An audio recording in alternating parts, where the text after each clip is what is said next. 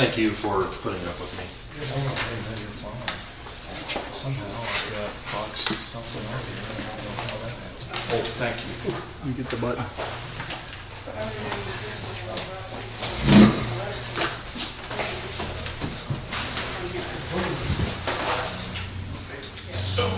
Eric, are you going to be like you and Robert, or how's this going to work? Or is Brandon going to do the roll call? One of us recall the roll. Okay. First, I have to go get another power cord.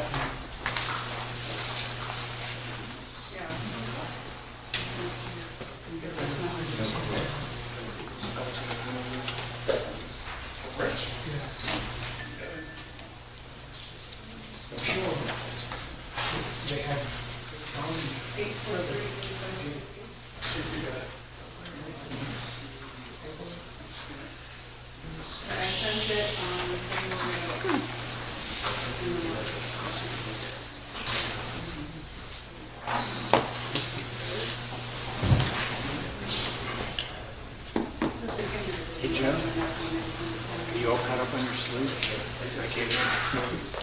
You didn't get wrong with him. Behind those two. Oh, you think it's going to be a late night? Is that what you're saying?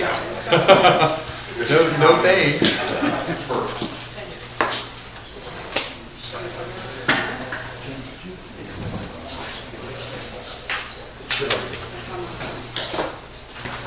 You need anything? Just get that computer logged into, but I'll have to be the one to log in. Yeah. Oh, yeah. Go ahead.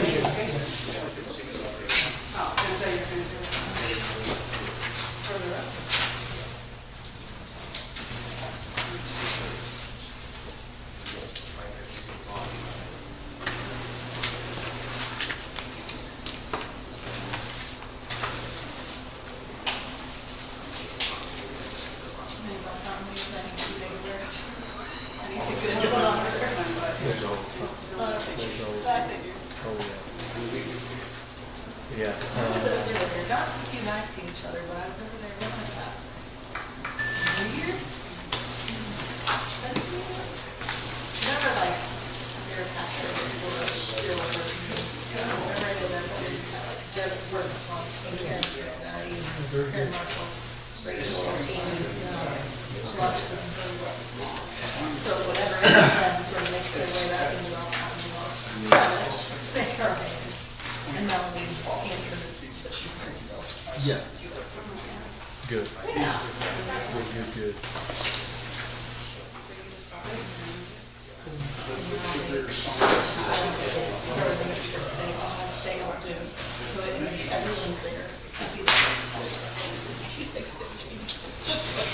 But they're all like in the right age range. Yeah.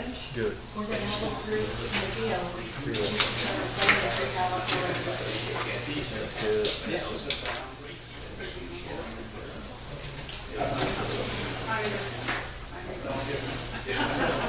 I went over to school today.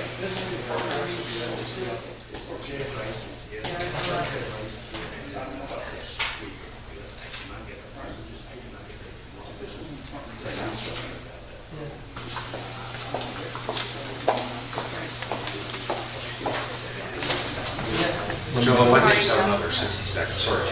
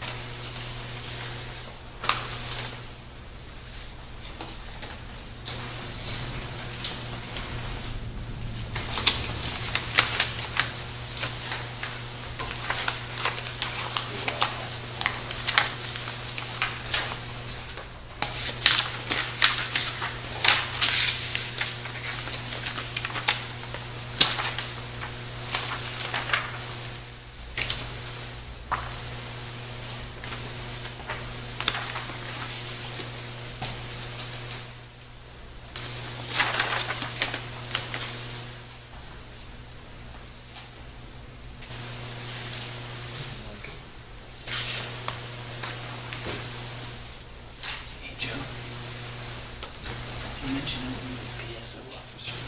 Oh, public hearing first. Oh, wait, this is, We're doing public hearing. yeah.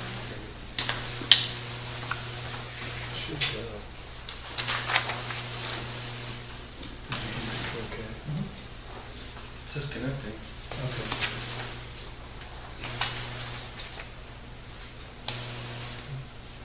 Maybe plan B.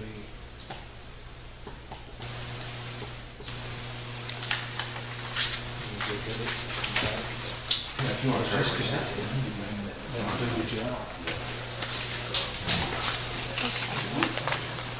Brandon's gonna try one thing, we're having a technical difficulty.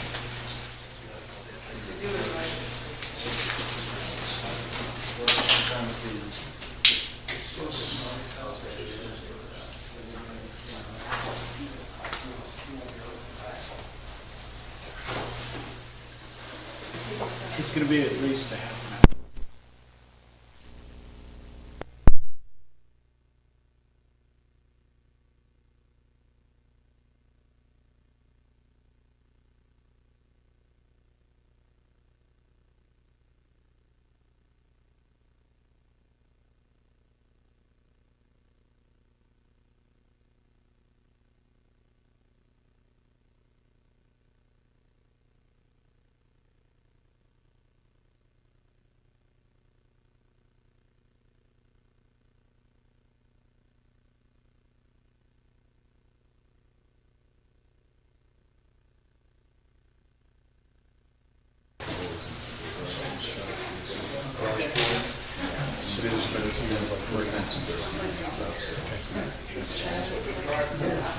When you guys want to mention that, did you talk to the public safety officer and remind people to lock their car, keep their belongings out of sight, and make sure the garage doors are closed out and back in or something?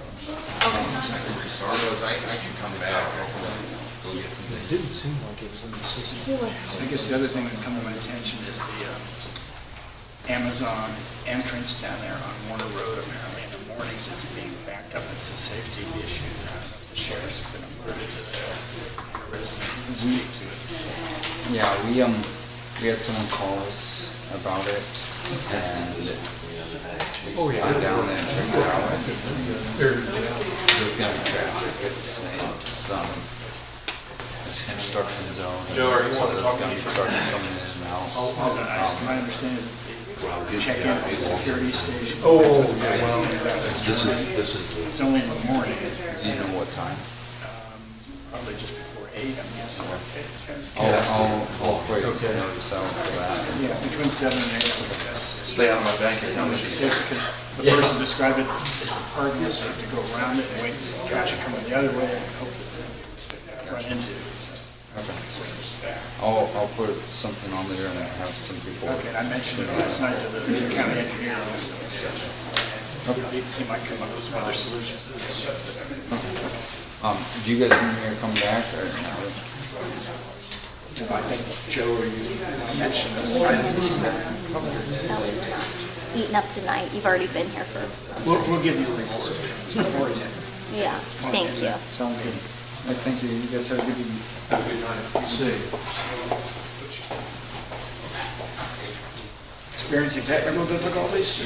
Yeah, he was connecting and then it just. Is the live stream working right now? Yeah, live stream's on. Apologies to the audience for experiencing some technical difficulties with the broadcasting on the screen. As soon as we get that fixed, we'll start the public meeting after the technical glitch fixed. So, on a delay right now. Any luck, chief? Yeah, I got you. There you go. Okay, that looks like the sound is. I apologize, we're having some technical difficulties. I just apologize. It must be the paint. It's not as reflective. Is this a wireless connection? Kings. Blue paint? Tell me when you want me to hit go here. Oh, you got all that going. Wait on what? The other's going. Yeah, it's all Yeah. going. Yeah, we're fine. Wesleyan. Oh, she stepped out. Okay, give me a second. This air's good to go now. There we go. We're up. All right.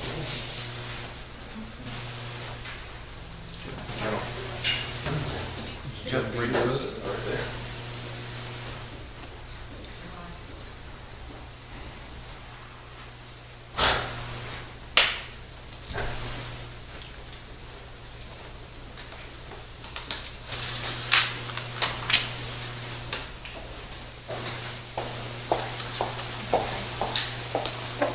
I'd like to call the Jerome Township Board of Trustees public hearing, case PD 24-002 Highland Commons map amendment to order. The time is 7:15.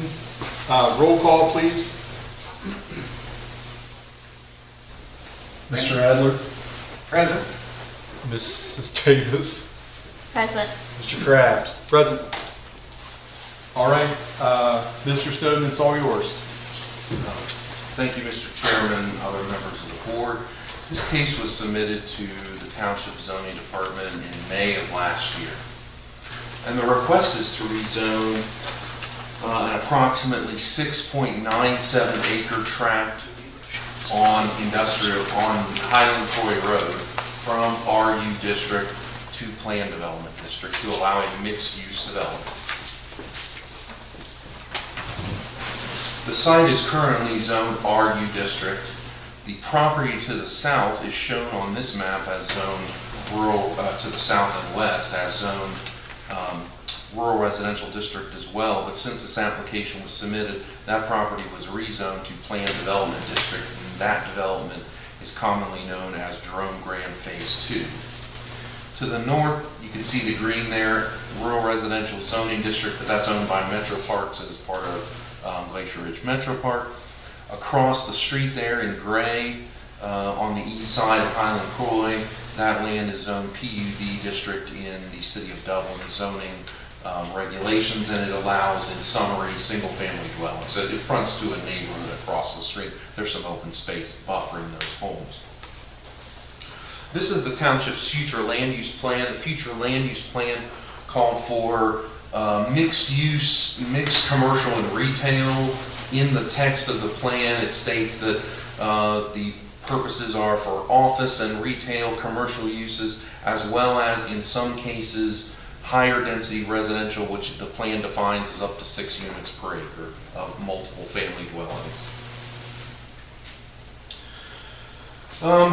Here you can see the applicant's conceptual site plan.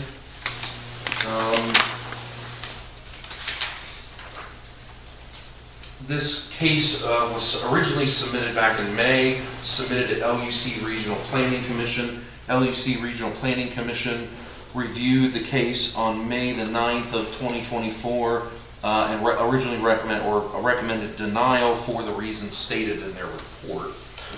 They listed, if you take a look at this report, which is in your packet, and was provided to the Zoning Commission as well and reviewed at the Zoning Commission's hearing on this case. They listed 12 reasons for their recommendation of denial. Many of those reasons included, in summary, terminology in the regulation text, density being higher than the plan recommendation. That density was reduced at the Zoning Commission hearing in a revised preliminary development plan submitted to the Zoning Commission. There was a comment, number 3, about density of commercial uses. There was some confusion about the terminology related to private roads, which is a common source of confusion. There was a statement that the applicant should provide a pedestrian connection to Glacier Ridge Metro Park.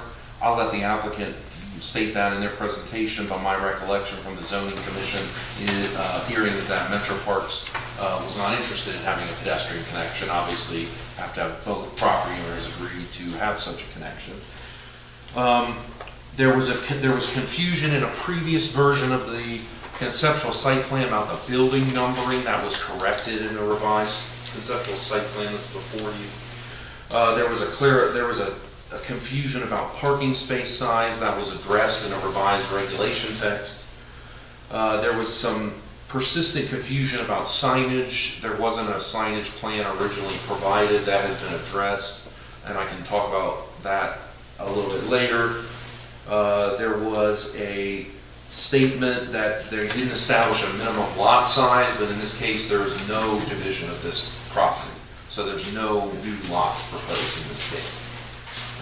And then they commented that staff recognized language throughout the proposal that would indicate portions of the proposal are subject to change. That is not accurate. This is a preliminary development plan, and it would be, if it was approved by the board, the zoning regulations for the site. So your township zoning commission also held a hearing. The applicant presented a revised preliminary development plan along with a revised regulation text that I worked very closely with Mr. Bass to address all these technicalities of terminology and process and so forth in the regulation text themselves.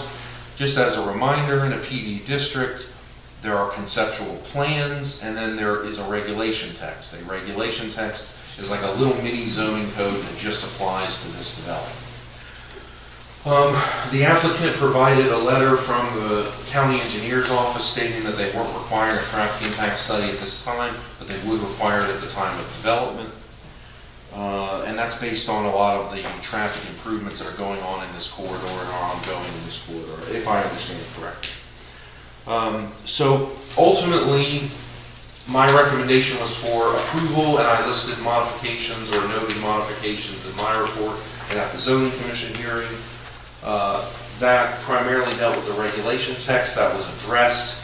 Your township zoning commission recommended approval with one additional modification.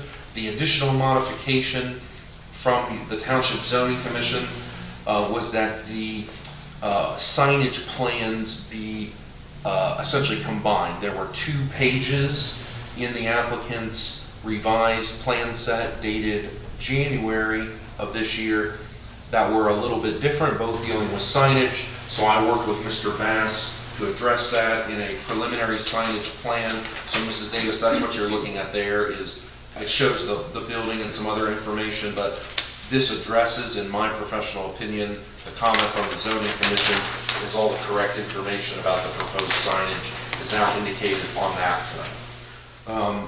Couple other notes. This is one of the principal buildings. This is conceptual architecture. There's a list of materials. There are restrictions on height and minor details of architecture, as is normal, could be addressed at the review of the detailed development plan by the zoning commission. But his study here is primarily for building massing and massing everything on the site. So with that, again, LUC's recommendation was for denial for the reasons in their report. Your township zoning commission recommended approval once those things, or the majority of them, were addressed in the opinion of the zoning commission. And in my professional opinion, I recommended approval as well for the same reasons that the zoning commission addressed. The additional comment from the zoning commission with regard to signage was also addressed. So with that, I'd be happy to answer any questions about the application, but I know the applicant is here, the landowner, as well as their design professional, who I'm assuming wish to make a presentation to the board as well. So thank you, Mr. Chair. Thank you, Mr. Snowden. Did you guys have any questions for Eric at this time? Yeah, I have one question just to clarify the open space requirement. Could you indicate why that was recommended approval at an 8% open space when the comp plan suggests anywhere from 20 to 10% at a minimum with retail, 20% with residential? Sure. Well, I can explain to you what was discussed at the zoning commission, and that's a plan recommendation. If that much open space was on this site, it would probably lose the commercial component. It would become more of like a townhouse type development. So the zoning commission, if I am summarizing correctly, just felt that this was something creative and mixed uses both horizontally on the site and vertically. So if you look in your packet, you can see that there are dwelling units above, and so because of that, in order to accommodate the parking for that, there was also some concern at the zoning commission because of this mix of uses that there be adequate parking. The parking that's provided based on my analysis follows the parking requirements in the zoning resolution. It's actually over parked for our regulations. Based on that, and based on getting the applicant to calculate the open space as provided for in the zoning resolution, ultimately came out to 8%. So ultimately, it's a judgment call. The plan districts are a trade-off. So if that's something the board feels strongly, that's certainly reasonable. But the applicant's going to have to redesign. They're going to have to remove possibly some drive areas and possibly some parking to provide more open space. That's the trade-off. I have a couple of details I can, I'm just looking back at my notes, your permission. And Ms. Huber was in the zoning commission Yeah. hearing as well. So correct me if I'm wrong, I don't want to take away from any thunder that you might have brought to answer this question, but I wrote down that the applicants provided that the open green, the green area is the size of Easton's main square, if that's correct. I also wrote down that if you counted, and I understand this is a nuance of the zoning code's calculation of open space, if you count every open space, not just the 75-foot wide portions. Or items that are in a setback. So I think if That you look. I'll just finish my Yeah, thought and let you, go ahead. that it would in fact meet the 20%. So I wrote those things Say down. that last sentence one more time. That if the open space areas that feel like and look like open space that are less than 75 feet wide and or located in a setback, those areas right along the roadway, those aren't calculated into 8%. But if you added them together, they would get close to or over the 20, or at or over the 20%. I can pull this up. That is accurate, Ms. Huber. I can pull up this page from the application. But if you look in your packet in the packet on page A6, you can see the total amount of space that is open, let's call it. You can see the area that the applicant is saying is functionally equivalent to open space. And then you can also see the area that is code design open space. So while the applicant's making the presentation, I'll try to grab that. It was page A6 in the application packet. So just providing that was some context that was provided to the zoning commission, and Mr. Snowden or I are advocating in either direction, but one of them down on the full case study. Thank you, Ms. Huber. All right, if we could have the applicant come forward. Please state your name and address for the record.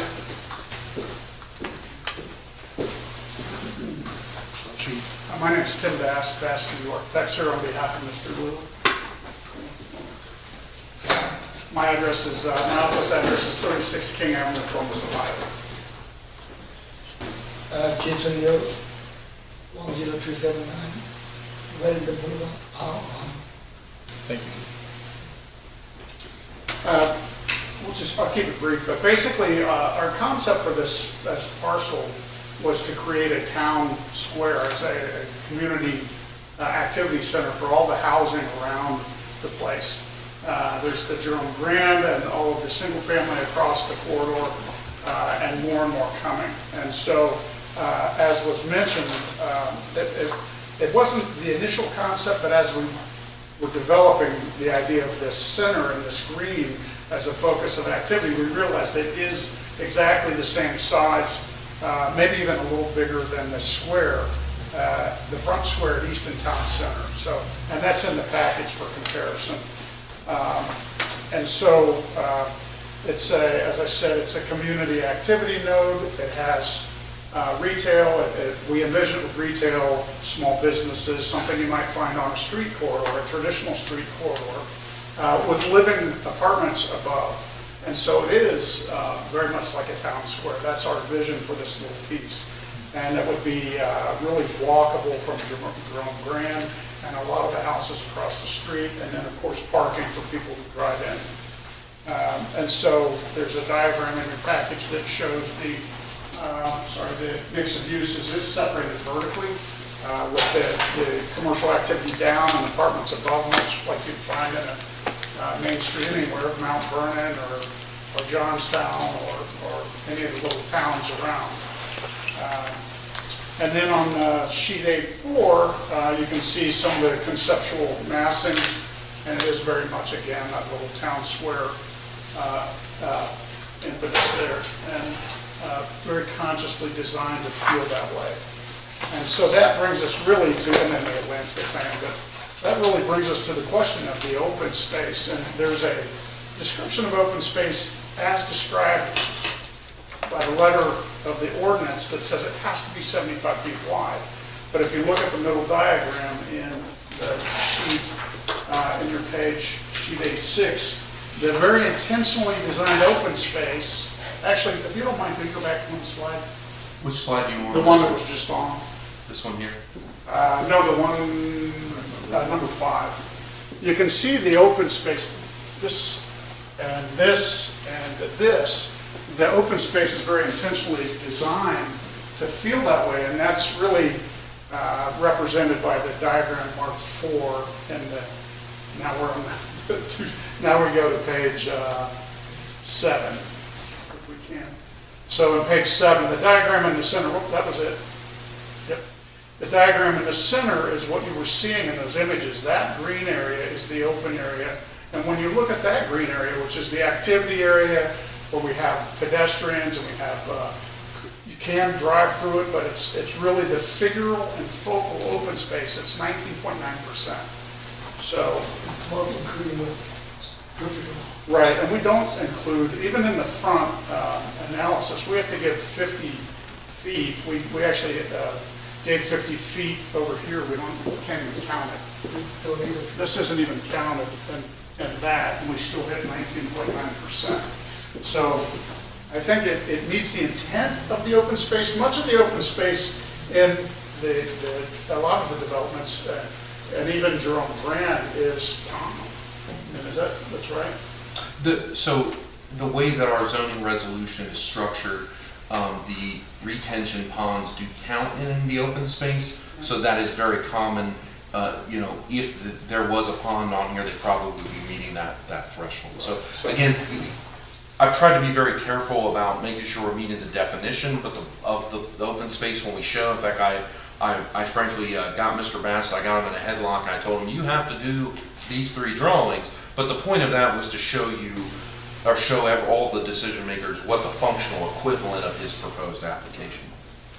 So that's really that diagram happens to also highlight the intent of the design, is the focal area around the square and the activity around the square. And so someone, you can imagine walking there and getting a cup of coffee and sitting on a focal town green. And that's really at the heart of our proposal. It's really the driver, the whole single driver. That and trying to make it pay off. I like it. I think it's great. What square footage of retail amenities, or you So we've talk on proposed that, if you would, please? I'm sorry. If you could talk on that. Sure. So there's a proposed 24,788 square feet of retail. It'll probably be less than that because the gross square footage that's counted doesn't include mechanical spaces, common area, maintenance rooms. So somewhere around 25,000. And the confusion that Mr. Snowden mentioned with the LUC folks, they put in as a comment 10,000 square feet per acre. And if that was so, we could have 70,000 square feet. So we have a fraction of that. And then we did get, so for housing, we got 42 units above. And again, it may be less. It won't be more. And that is, what we said, that was 6 for the 7 acres. So it's less, it's right around the 6 per acre dwelling units. So we were trying to check that box. And so we're way under on retail and at the marker for dwelling units per acre. I could go for 70,000 retail. Yeah, no, I definitely wouldn't, I can see why the zoning commission did what they did. I wouldn't want to trade out any of the commercial for 2% more of actual green space. And, what is this, 6.5 nine. 6.9 acres. 9 acres. I mean, there's only so much you can do when you're trying to maximize the space and make it beneficial for not only the residents on site, but surrounding residents. And I see Yeah. nothing but benefit here. So the folks across the street, Yeah. they're gonna have this view of the green. It's beautiful entry. I think that you're thoughtful in your placement. And I think it's single-family residential, and I think it's like 2 to 3 houses per acre, so it's kind of heavy density there. I think behind here was approximately 10 dwelling units per acre. I'd have to Jerome Grant. Approximately, somewhere like- I can't remember. So we're I've got too many numbers transitioning in my over head. to the single family, and we've got less, units per acre, but the biggest part that I like about this is the 24,000 square foot of retail amenity Absolutely. type stuff. It's a busy road, it's wide, got the stoplights, and the interchange is improved, and, Since I stepped foot into the community and since Jerome Grand and the multifamily came into this area, the community has been saying, where is the commercial? Where is the commercial? And here it is. Good. and, I think I'm just also, still a little concerned that we're bending the rules to not accommodate more green space, and I don't want to eliminate any commercial, but maybe if we reduce or somehow adjust the areas where the residential that include more green space. I'm concerned that throwing in that little strip, but there's going to be cars on that road all the time, so you're not going to get the view across there consistently. of course, if they counted the right-of-way, we'd be at 34%, Right, but the right-of-way is not supposed to be included. because the road could be there in the future. Right, and I guess we've held other developments, including Jerome Grand 1 and 2, to the 20% open space. Granted, they've got ponds in there, and that's another question I had. There's no ponding areas in here, so where is all your drainage going to go? And do you have that lined up with the adjacent property owner? Is there an agreement in place to that? It's not an agreement, but we've had discussions with them, and that's the plan for now, so. So, with regard to stormwater management, that is through the county engineer's office. And that is fine. I know from reviewing this case that Mr. Bass has been in communication with the neighboring property owner. If the neighboring property ultimately said that they could not access their stormwater facilities, then what that's going to mean is that this team is going to have to provide stormwater facilities on site. They're either going to have to provide a pond, or they're going to have to provide catch basins within the parking lot area, which is much more expensive. That being said, that would be on them. Which is their problem, regardless if they want to make the project work, right? Correct. It's something So- that you have to deal with. It's not a zoning issue. As long as they've thought about it and they have a team, then my concern would be minimal. And they clearly have thought about it.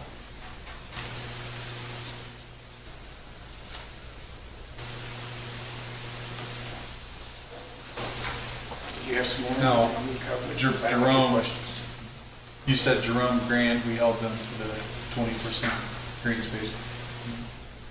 As far as the commercial component to that was just all multifamily housing. And I think we heard the range was 10 to 20, down to 10 for the So heavy. let me try to explain this without getting too much into the weeds. The plan, I'll do my best, but it's confusing. The plan, comprehensive plan, recommends for commercial uses 10% open space, and for multifamily uses or residential type uses in this area, 20% open space.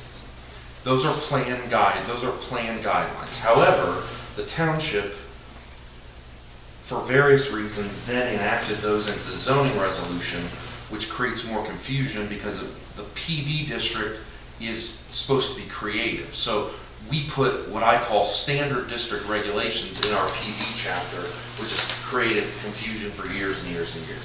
I understand what the plan says. I understand what the Chapter 500 PD chapter says. The point of the PD process is for the applicant to get a team together of design professionals, architect, engineer, landscape architect, look at the plan as a starting point and try to come up with something creative. So it's a plan guideline. We also put in the zoning resolution that we can't do this, but it's a PD district. So it's up to the trustees to say, is this in the spirit of intent and what we planned for? Your township zoning commission thought it was, I thought it was, and so the board just has to wrestle with, what is it, is this in the spirit of intent of what we planned for or not? How long have you been trying to do this? Pardon me? How long have you been trying to do this? How many? Maybe 3 years. Yeah, our initial effort was, we were trying to get the woods behind it. Right. And this plan included 30% of the woods or more be left, and we didn't want to see it clear cut, but we couldn't get that property. Okay. So it still functions, and the plan for that was going to be this front piece and the residents behind, sort of the hinterland of this piece was all ours. But it's still, we think it's the same function. It's just not ours behind there. And unfortunately, they clear cut the woods. Yeah, we've been at this a while, several years. And we do think, just that, When we design, the team, very conscious about the green space. So whenever you drive in you watch the north side, you're going to see the glacier and the park, all green. So like could be more conscious about it. I think if you look at a larger map, we're not really, this particular part of the corridor is not suffering from green space, the whole park is there. And the open space where, you mentioned Jerome Graham, their open space, a large part of it is a pond that can't be used. And so the green space, the open space is the residual area around the pond. And in this case, that's a very active functional open space. And it's 8.8 or 8.8 out of 10 recommended for a commercial area. So the alternative, if I could interject, Mr. Chairman, other members of the board, the alternative would be Mr. Bass could take out one of these parallel rows of parking. That would probably get you to 10%. The concern from your zoning commission was, given the fact that you got dwellings, probably some restaurants, probably some retail, now there's not going to be enough parking. Your zoning commission, and Jen, please recall, am I accurate in saying that? The zoning commission, pretty much as a group, was like, no, we like the more parking. That's the trade-off inherent in the PD districts. Yes. I think it's thoughtful. I think it is in the spirit of what we have laid out for you to follow. I think that you've been at this for years. I think that our residents are screaming for commercial right there on the way to Dublin. It's something that I hear regularly, and I think that this fits the bill. I love it. I think it's great. Thank you. It's certainly been a passion project. It's very well designed. I think it's very Certainly thoughtful. with the 400 units of multifamily surrounding that, plus the residential across the street and everything, people need things. They wouldn't have to go across town and burn up infrastructure. They just gotta go across the street. And Type of thing. you know, look, a lot of people want to live here, and the concept of having residential above commercial kind of kills two birds with one stone. We need places for young professionals to live. People are filling up apartments around the surrounding areas, waiting for their homes to be built. They want to be in the school system in the area. And I think it's very thoughtfully done, and it meets a lot of needs in the area. This is also in our special economic district area Yes, that it will is. be contributing to infrastructure. I believe so. I believe this is in the TIF Correct. district. It is in the cooperative district. Yes. So be part of. So I think the public should know too, yes, this falls under our cooperative district, which funnels infrastructure dollars into the area for road improvements, not for developer use for internal roads or anything like that, true public infrastructure needs. It's great timing. I have some questions. One, starting off with roads, I've noticed that there's only one access road to this site, and I understand that there's a stub to the adjacent property, but in talking with Eric, the adjacent property is not going to connect with that. And I'm wondering, have you talked to the fire department about access? Because it's my understanding you need two emergency access points to meet with their fire code standards. And have you had them review it for turn radius? Some of these are pretty tight turns. It's very carefully designed to have their 26-foot aisles around the place. And as far as an emergency access, they can do that with a compacted green space.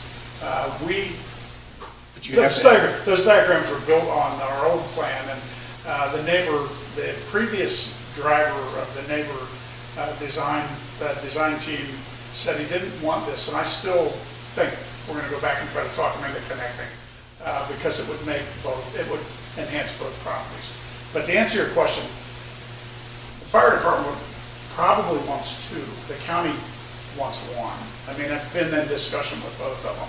The county does not want to give us two access points on that road, but the fire department, so it's probably going to be, their solution is usually a compacted area they can drive an emergency access. Who is your immediate neighbor? I'm sorry. So, Madam Chair, Mrs. Davis, the property immediately to the rear and south Jerome Grant. is Jerome Grant Phase 2. So early on, and by the way, Mr. Bass, I looked at my calendar, our original meeting of you and I to discuss Mr. Luke getting his property was like June of 20 or something, or maybe it was a phone call, so that's how long they've been working on this. The original conversation with Schottenstein Real Estate Group was that there might be some value in having a drive connection there to both property owners.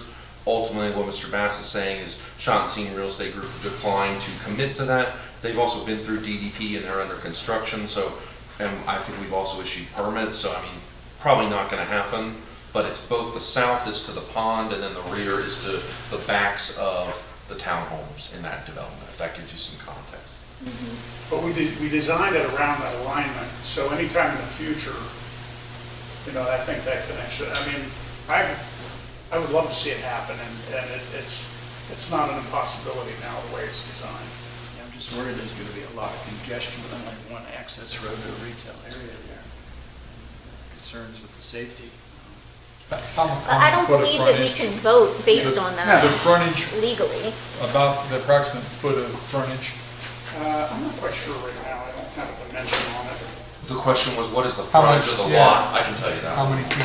How And many Jen, feet of can that be a part of determining your vote, whether or not there's congestion at an access point that? No, typically traffic concerns and or access concerns, given that those come under the purview of a separate office mostly. Right, the County engineer. engineer's Yeah. office. And secondly, that the case law recognizes that like every development generates some traffic. Obviously there are safeguards and regulations in place across the board that if there's an issue, if there's a traffic improvement warranted, that's part of the. Right, it's not as if our board is going to say, hey, because of that, you're going to have to put up a light, a signal. That would be Jeff Stouch. So, Madam Chair, Mr. Chairman, Mrs. Davis, Mr. Adler, first of all, to answer Joe's question, I'm going to measure the lot here real quick. Mr. Bass has the plans to scale, but he didn't annotate the plans, so just let me measure the lot and I'll answer that question. And then the second point is, the access, the thing to do, which my understanding is Mr. Bass has done, is speak with the county engineer's office and get a general idea of where they will allow access to the road, to the existing road through the county access management regulations. However, up until the time where you get an access management permit, the engineer's office has the authority under those regulations to require that to be moved around. So if the engineer's office comes back and says, that driveway's going 10 feet to the north, Mr. Bass and the team have to comply with that, and they have to show that a detailed development plan. Right. And they're going to want to explain that to the zoning commission as why we did it. We didn't do it just to be difficult. We did it because Mr. Stout said we must for safety reasons. But ultimately, what Ms. Huber said is accurate, and there is a provision in the zoning resolution that just says whenever something is also covered by another set of regulations, the most restrictive one applies. So in this particular case, the engineer's office has, and the fire department has, continued authority, no matter what conceptual site plan you approve, to require the exact location, number of access points, the exact details, the flare of the turn lane, and all those things when we're talking about accessing Highland Croy Road. I think it's approximately 600, 5 to 600, just looking at my graphic scale on here. the frontage? 500 and, I'm going to say 30 feet of frontage. 530 feet. Correct.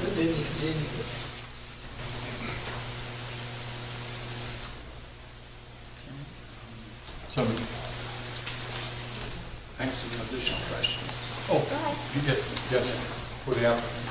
Yes, I noticed that your north parking setback is only 15 feet, whereas the parking setbacks on the other areas are 20 feet, and that's the area adjacent to Glacier Ridge. I know you're trying to squeeze as much in there as you can, but I would just like to see a 20-foot parking setback in that area to prevent additional construction damage closer to Glacier Ridge. The reason that not 20 feet like the other. What had to do primarily, again, with the alignment with the development or west, trying to hold that street as a possibility, the connection through to Jerome Grand. On that side, though, what doesn't show until you look at the landscape plan is that our intention is to allow the wild flora and fauna to roll right onto our site. So that edge, if you've seen that edge of the park, it looks like grassland in the map, but when you go out there, it's big. They're big weeds and trees, and so we're gonna let that come right into that strip between the parking and the park. So it's not a giant setback, but it won't be visible at all. There are no paths around that particular pond or beyond that pond if there is a path. So it's a wild edge, and if we were 100 feet away, it wouldn't look any different from the park. Our buildings are pretty far still from there. Our setback for the building is 60 feet plus. So yeah, it's not it's not as big. It's 4 feet less than the other one, but it's going to be all weeds and trees and everything that's in that park. Well, and when you're working with a 6.9 acre lot, there's only so much you can do before you chip away. It has no value or impact to the community because setbacks, you know what I mean? So I think we have to keep in mind that it's surrounded by, a park already. What I don't want to do is chip away to the point where we're reducing retail and positive, revenue that goes into our infrastructure fund. Mr. Bass, can you remind me, didn't you review the conceptual landscape plan for like a mounding feature? And wasn't that going to impact like the water flow and wetland stuff on the metro parks? I recall that you reviewed that, maybe it was just with me personally, but what ended up happening was that on the northern boundary, there's an 8-foot preserve area that they're putting on as a regulation text item. So the setback is 5 feet. 8 feet, there should be nothing happening. It was listed as a preserve area. That's on page 5 of the regulation text. But I apology for that. Do you recall that, or am I making that up in my mind? I think that might have been the team that preceded us. Okay. Yeah.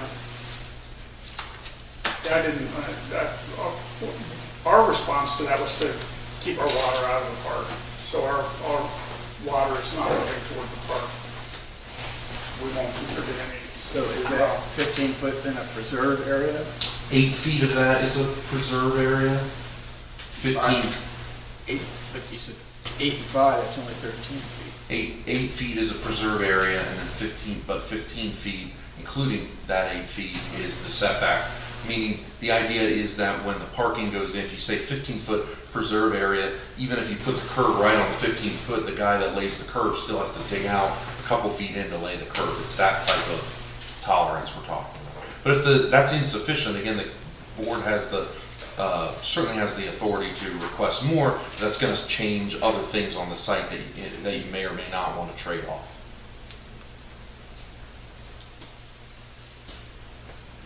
Okay, I know that there was some discussion about a multi-use trail, and if we wanted to encourage that with any new PDs.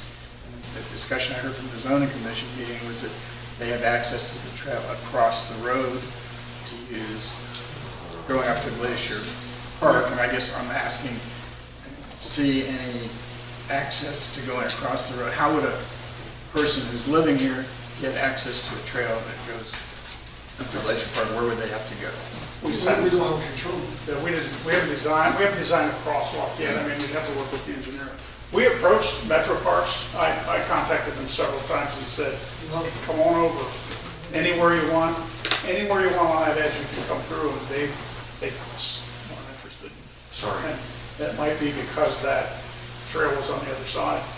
But, Well, you know, it's also like in Orange Township, somebody built, you know, a multi-million-dollar bridge to nowhere because of that. And there's all those houses on 42 that technically could, you know, once those shops are in, people would want to walk across the street, but no one's saying, you know, it'd be the same thing. Someone's going to have to put in a multi-million-dollar bridge for it to be safe. And I don't know how we would fix that. we also have a sort of tacit understanding with the Schottenstein group that they can come through anywhere on that west edge they want. And they've expressed interest in that. They have a little activity area in our southwest corner, is that right? That little area. So, Is there an agreement that your residents can use the Schottenstein's drone brand or not? I doubt it. Yeah.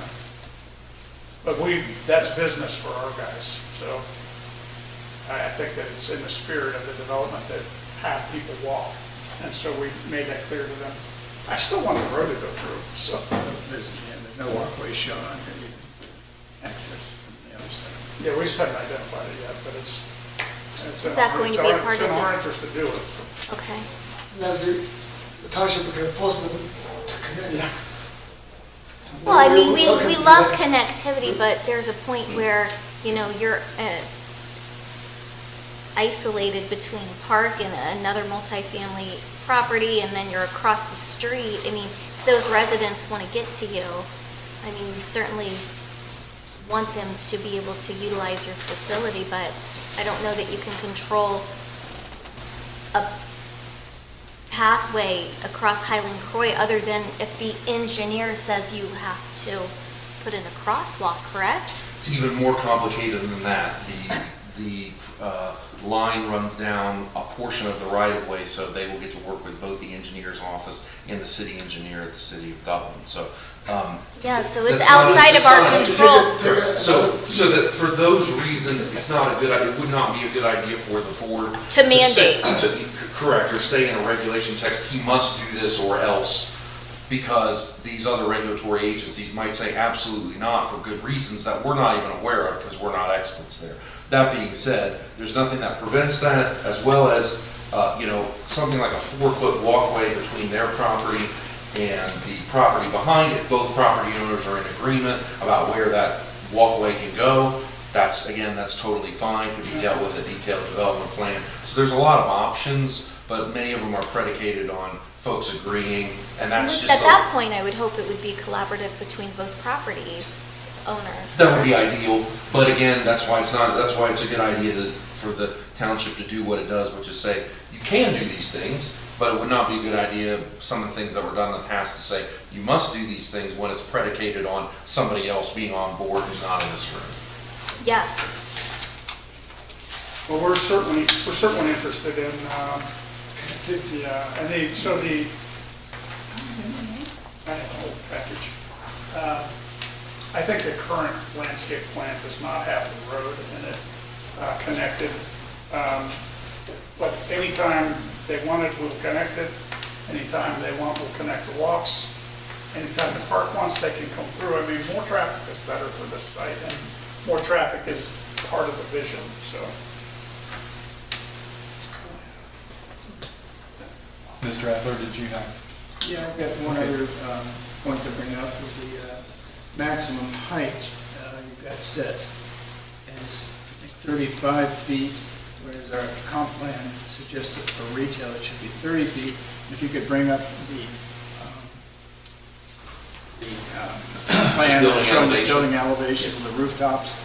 I noticed in your design that the roof pitch is even stronger in the way we calculate, or it's steeper than a normal roof. the way we calculate the maximum height is the peak of the roof versus the eave of the roof. So this would put the peak of the roof up potentially over 40 feet, maybe even as high as 45 feet. That, to me, seems a little bit out of character with the neighborhood. Maybe the tower element. I don't believe the gables on the ends are going to be that tall. I honestly, I can't tell you right now what they are, but I think they were, what was our height? I mean, it's a two-story structure, just like Jerome Grand, right? Jerome Grand's two-story. Right, but the roofs aren't as steep, so these roofs are going to stick up higher, I think. It's a more traditional roof slope. If you look at the sort of inspiration images on there, it's a similar scale to the little downtown Dublin piece. Across the restaurant. Minutes. Where is that at? Right there. So, I mean, it's that kind of scale. So that was, we kind of looked at that and said that's a Bridge Street. Down, yeah. Yeah, and so we kind of. Again, don't make it personal, it's a style of development, right? Sometimes folks are like, oh, we don't. We inspired by it. Yeah, so it's a nice pedestrian scale, traditional, volumetric, and so that's what we were going for. I mean, when you lower those slopes of these sort of angle of pitch, it starts to look more like a 1970s, and I don't want to mention it, but We get it, yeah. So that's a more traditional pitch. In fact, steeper is more traditional, but we kind of hit a balance there. So yeah, I think we'll probably Bring that tower down. If you're looking at 35 feet, that's probably over 40 feet on that. Well, let me interject when Mr. Bass is done. I can add some clarity to that. the tower element. Go ahead, Mr. Bass. Well, I was just going to say it's an accent piece that it's sort of a cognitive element in there. I think are a couple it of looked dumb with too much roof. And then if they wouldn't put dormers all the way across the roofs, then you're, just, yeah. Mr. Chairman and other members of the board, I'm going to read you a section of the zoning resolution. So what Mr. Bass and I spent many hours going through the regulation text, and here's the good news is Jen was kind enough to find two things that we missed and bail me out. So typographical errors never seem to get away from us. I pointed out to Mr. Bass that height is measured just as Mr. Adler said. However, our zoning resolution, and every zoning resolution that I have personally worked with, has something very similar, says this. Except as provided for elsewhere in this resolution, the height regulations for any zoning district, as provided for in Article 4, provided within an approved plan development district, or as otherwise provided by this resolution, do not apply to spires, belfries, cupolas, antennas, water tanks, ventilators, chimneys, or other appurtenances usually required to be placed above the roof level and not intended for human occupancy.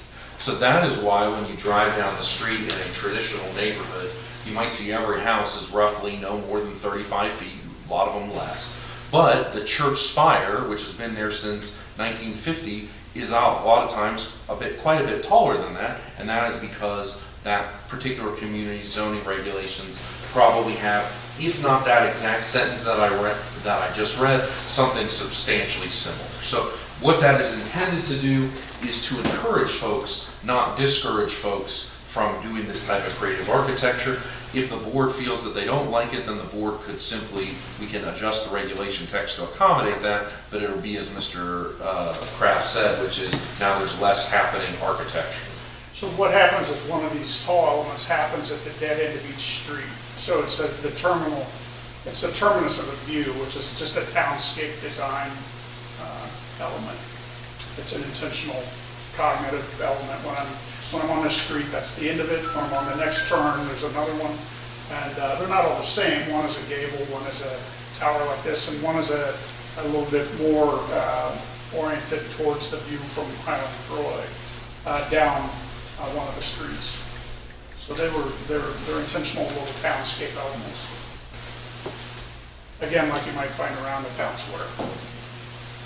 And I know what Mr. Adler is saying too, the higher the building, it's hard on, if there were a fire, an aerial apparatus would be, our fire trucks and so on and so forth.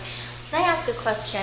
This is not something that a township can do, but it's been done in our township, and you were sitting here earlier, I believe, when we were talking about our fire levy. Were you here for that? You weren't sitting here for... When we just got in, you were closing. Oh, okay. When we were discussing that, we were talking about how Nationwide has a new community authority. That's between the developer and the county, right? The township is not a part of that. But that can do a lot of things like help with infrastructure. Are you familiar with an NCA? No. Sorry. Yeah, new community authority. So, something to consider too is, as we think about the traffic and the fire EMS need that may come to this area, it may be really beneficial too that you discuss with the county a potential new community authority so that additional needs can be met. Is that something that you would be open to discussing with our county officials? Okay, that's good.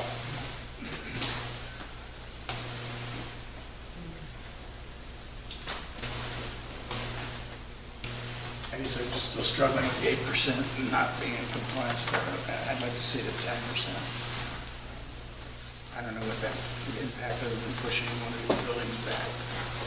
We're just reducing parking, Mr. Adler. Well, I think what you're getting down to all the trustees is just reasonable people can disagree. Sure, I don't begrudge I wouldn't want to any give up any comments. commercial, over the green space. Well, and commercial can't thrive if you don't have the parking. It's not as though there's a parking garage next door and so on. I would really love to see you work with the county on discussions around an NCA so that we can meet some additional needs in the area.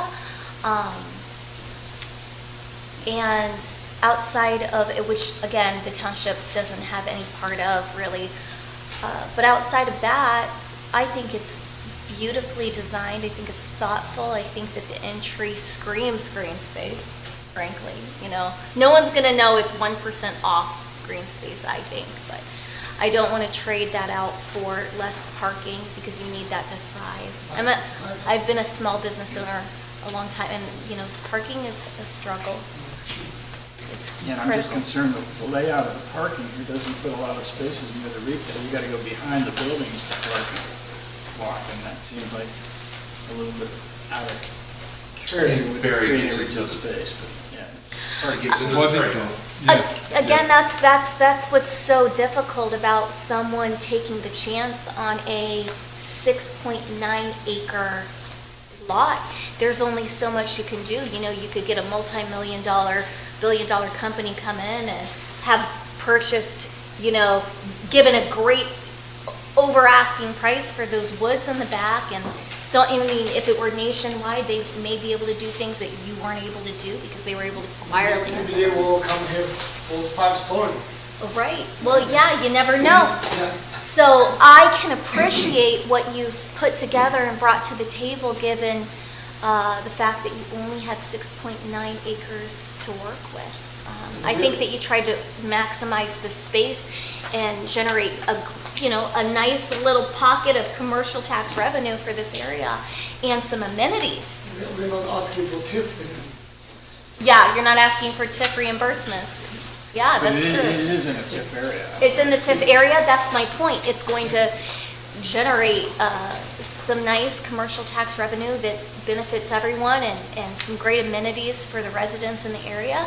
And you're not asking to be reimbursed for anything. I think that 1% off of green spaces. We are, as far as parking behind though, we have some areas in there. I don't know if you noticed in the plan, there are passages through the big buildings. And I think those can be really creative. And you find those in really interesting urban areas. In fact, you find them in areas with new zoning to encourage urban development. Even in Clintonville, they put the parking behind, they put the building on the street, and then they walk through passage to the street. And it's successful. So I had a business The same downtown Delaware. Concept is downtown Yeah. Dublin. I had a business downtown Delaware, and that's just even an old town for you. You have the parking in the back, and there's little alleyways, and the main street, you know, had a vision, and you go into these towns and they paint the alleyways and hang lights and make it. Make Easton's trying to do that, I mean. Exactly, so I get it.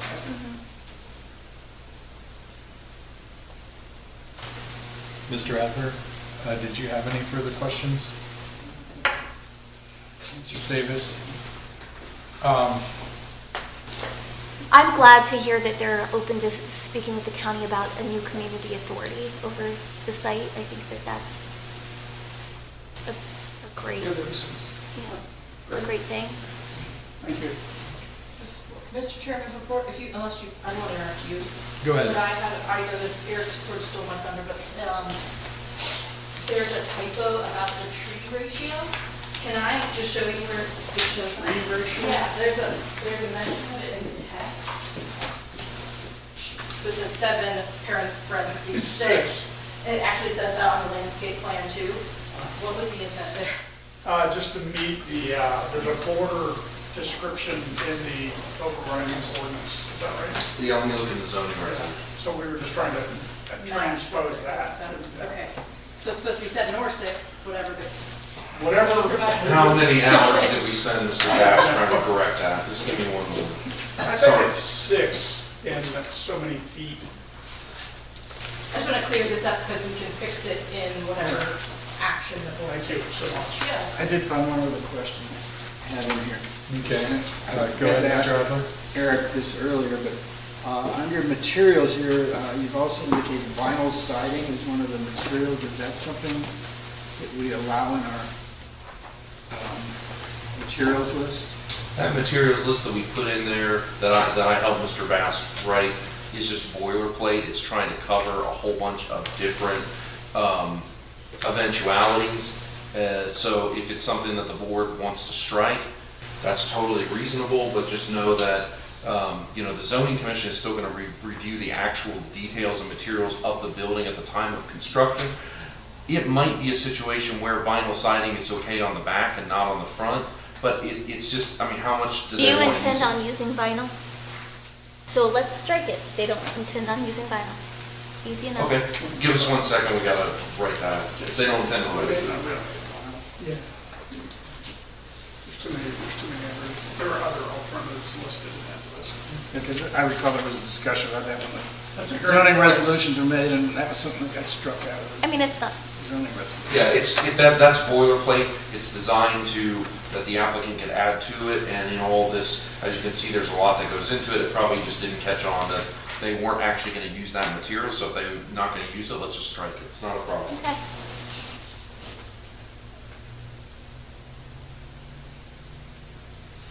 Thank you for your patience.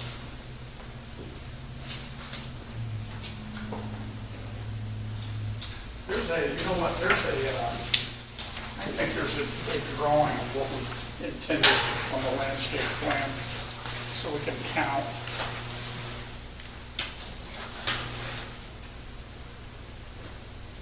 Let's see this. I would just like to see that 7 rather than 6 anyway, so if you're okay with that. It's a lot of trees though. It's packed. It's this section. It's the standard for this unit, that unit, that unit, that unit. So I think it's 6 evergreens and ornamentals and deciduous. Correct, it's 6. If you want to affect what he's shown on the plan, then that and the plan itself should read 6. If you want to say 7, that's fine, but just know it's going to get bunched up a little bit more than he's showing it. And keep in mind, he's screening a pond. He's screening open space in another development. I just didn't look it up, and what, is that 6 in our type B buffering? It varies based on the need. So those buffer reference sections, you can put anything in terms of the number of trees per 100 foot.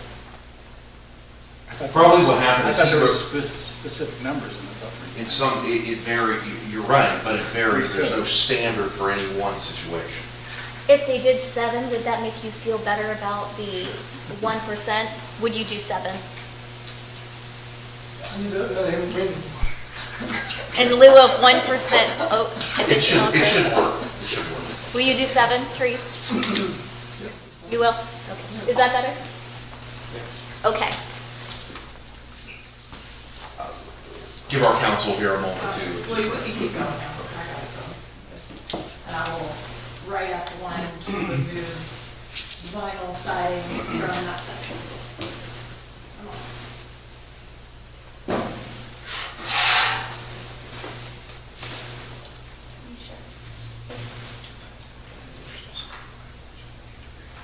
It's in his packet, but he's got first of all, so the question that the board should grapple with now is, are they have any more questions for Mr. Bass? At that point, Mr.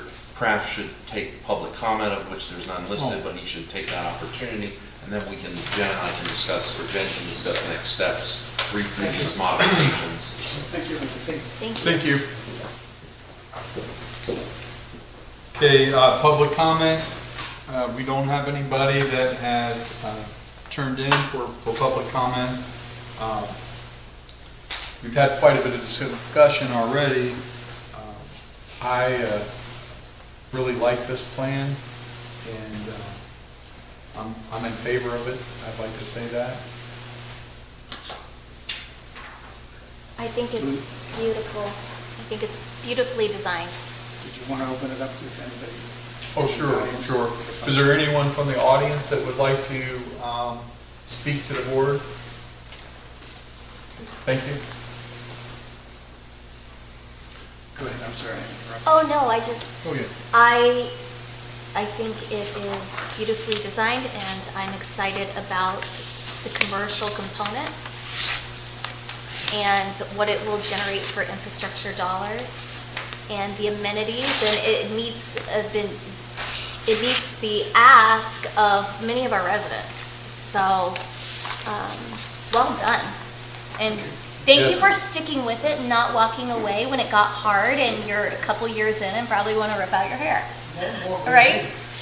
But we're trying to create a Yes, more vision gray hair. here that, More gray hair. yeah, that reflects the desires of our community. So thank you for sticking with it when it got hard. So we're looking at approving this with modifications. I think Ms. Huber's working on Striking the details vinyl. of what we had mentioned. Yeah, and I just want to make a quick comment that I Go right ahead. agree that the overall design is really good. I do have a few problems with not being compliant with our comp plans because it sets a precedent for other PDs that come in here. But overall, I think that they've done When you an say that, are excellent you job. saying the green space, just so I'm clear? Yes, green space in particular. Heights of the building. Mr. I understand that a PD is supposed to allow some flexibility, and therefore, I appreciate them working with Mr. Snowden over the years to get this to the point that it is. Mr. Chairman and other members of the board, I want to interrupt this conversation. So, but if your conversation is completed, I appreciate your support with regard to the process, getting everything done through the process. I'm certainly not perfect, and Ms. Huber is always a wonderful colleague in making sure things end up better for everybody. So if the board wants to take action to approve, there's a couple of things the board can do, but if the board wanted to approve the application with modifications, I would draw your attention to the packet. There's a packet with red, right, you got it right there, and there's one at the top that says approval with modifications, so you want to use that one. But before you did that, my suggestion, Mr. Chairman, would be why don't you have Ms. Huber just read the modifications that are there to make sure everybody's Ms. Huber, could you read the modifications as drafted? Of course, so if it is the board's pleasure to move forward in that way, recall first that the zoning commission recommended to you approval with modifications. So we always want to be careful that in order to capture the modifications recommended by the zoning commission, if that's what you want to do, which again, they were minimal. One was incorporating the plans dated as of the most recent set of plans and text as of that date, the very standard comment and modifications for them to make. And the second was reflecting the merging or the rendering consistent two separate sign plans that were included in the package. Okay. What was the first one? Incorporating the change, the updated text and plan that had been submitted, you know. Most like recent. Someone comes in, they have one set, and then through conversations with staff or conversations with the commission, they have been revised over time. So that's how you capture that. So those are already in part of the recommendation that they served up to this board tonight. If you, assuming you want to incorporate those going forward, again, I think you probably do just to capture those. What you could do tonight is approve the recommendation of the zoning commission with further modifications. And again, that's how one of the resolutions in front of you is worded. The further modifications that I have written up in this copy. Well, first, I didn't write this one up, but the first one is to modify that the revised preliminary signage plans dated February 28th, 2025 shall be incorporated into and be considered part of the preliminary development plan. Again, that's capturing the updated plan that has been submitted as part of this case since the zoning commission. Right. And addresses the second modification that the zoning commission recommended to you. So that crosses that, dots that I, crosses that T. The second modification that again is for the board's consideration is that in section 4, subsection 10A2, to revise the regulation text as well as page A5 of the preliminary development plan to reflect, quote, installed at an average rate of 7 evergreen trees to correct the typographical errors.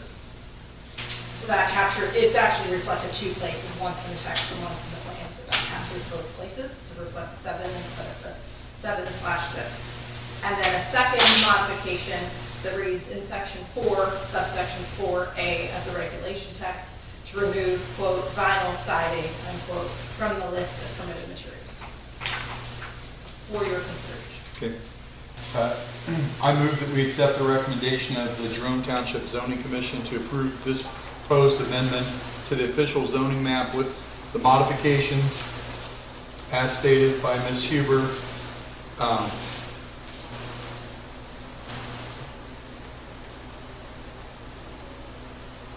Should he state modifications as proposed by the zoning commission and the further modifications that we get tonight? Yeah, she said what the zoning commission did also. It would be the additional modifications as reflected on attachment 1, Mr. Chairman. Okay. Therefore, approving the application with additional modifications approved by the board as reflected on attachment 1. Second. Roll call. Mr. Adler? Yes. Ms. Davis? Yes. Mr. Kraft? Yes.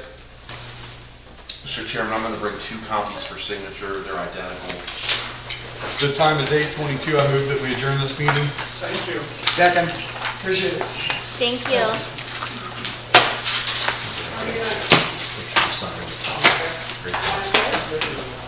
I have to take my 2-minute break. I'm going to keep this all on. I'm not going to stop it and start unless you want to do it on that.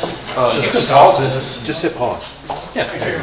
Then if you know you start talking found language, then. Yeah, these are all. Yeah, my pleasure. We will follow up with a copy of the resolution and the new regulation text as soon as possible. Okay. Just got to give me some. Thanks, congratulations. Thank you. Appreciate it. Thank you very much.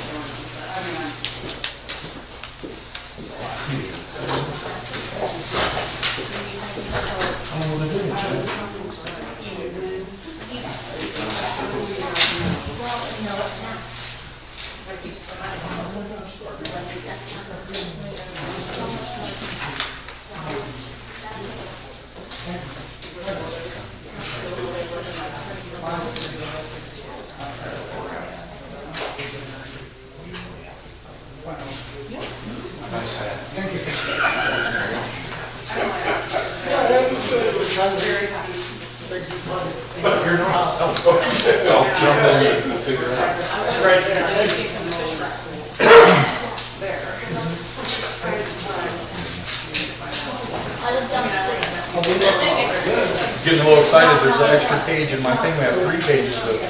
This is just a duplicate. Yeah, this will go, I'll keep moving.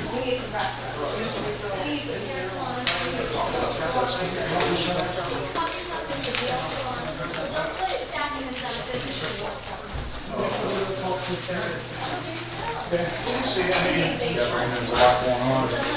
Very good. Walk fast tonight, I don't know. You got Yeah. some caffeine back there you can take? Oh, he's all hopped up. I'll be ready to keep it moving. We need an executive session. Right? No. She's here to help with the Well, and the gentleman. So she said they amended the most recent text, and that wasn't in the amendment. And then she said about the signage, and I had the signage down, but then It's I was 'cause like, you went how do I do? No, you were fine. You were great. This is all still live. Okay, This is yeah. live. Yeah. So watch your language, Joe. Yeah.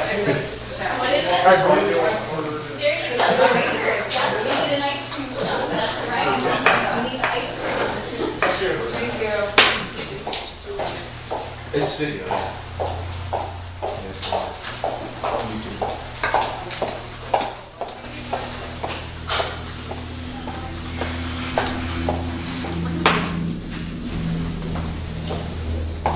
This is live. Loved it. That was awesome. That's a beautiful project.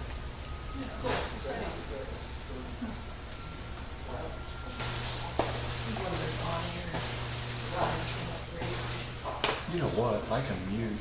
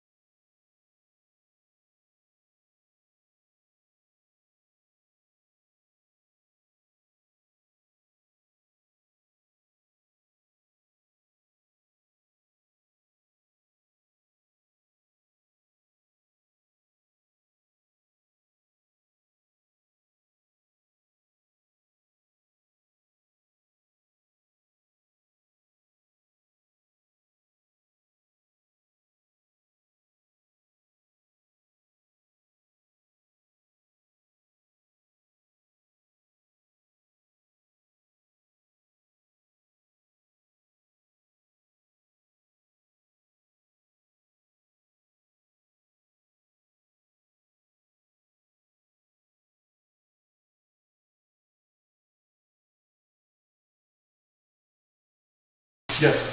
People will be amused. The time is 8:29. I'd like to call this Jerome Township Board of Trustees regular meeting, March 4th, 2025 to order. Roll call, please.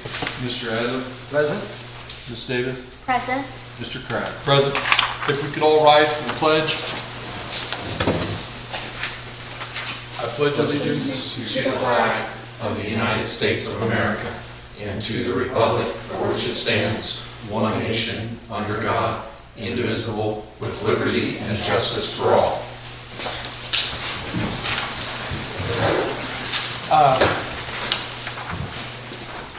Any need to modify the agenda? No. Just like to move the executive session to after new business, or actually after announcements. All right, I'd like to move, I second that. Roll call. Mr. Adler? Yes. Ms. Davis? Yes. Mr. Kraft? Yes. All right. I'd like to move that we approve warrant 45404 through 45439 and warrants 95023 through 95032. Second. Roll call. Mr. Adler? Yes. Ms. Davis? Yes. Mr. Kraft? Yes. Okay, public safety officer, actually participation. We have no one signed up for public participation. Public safety officer. Our public safety officer was here earlier and wanted to have the board remind everybody to keep their cars locked, possessions out of sight, and make sure your garage doors are down. I guess they've had some robberies, or what you call it, robberies, someone takes stuff out of theft in the area, and they're currently investigating that. All right. And I had one other item that I mentioned to them about the concerns about residents on Warner Yes, go ahead. Road in the early morning hours, and they are going to look further into that, see if there's anything they can do. The traffic down where the construction site is on Industrial Construction Parkway. and entry, there's a guard shack apparently backing up traffic onto the roadway. I've heard complaints from residents. It's a safety issue. Okay. And I'll also mention that to the county engineer last night, too. Okay, thank you. Mr. Stanley?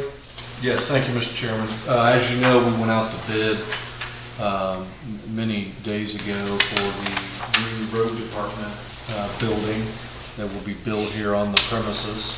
And we received 5 total bids back. Of course, by law, we have to start with the low and then select the best.